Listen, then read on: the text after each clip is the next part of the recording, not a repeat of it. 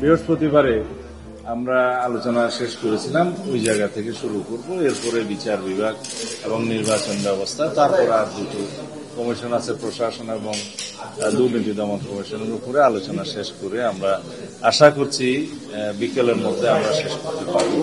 তখন আপনাদেরকে বিস্তারিত জানানো যাবে যে আমরা কোন পর্যায়ে পৌঁছলাম। আর গত দিনের আলোচনা শেষে যে বিষয়গুলো আমরা এখানে পুনরায় আমাদের মতামত জানানোর কথা, সেই বিষয়টা ওনাদেরকে জানাবো যেটুকু আলোচনা হয়েছে। দ্যাট মিনস আমরা সব বিষয়ে খুব স্বচ্ছতার সাথে এবং আন্তরিকতার সাথে এবং খুব সিরিয়াসলি আমরা এই সংস্কার কার্যক্রমের সাথে সহযোগিতায় আছি।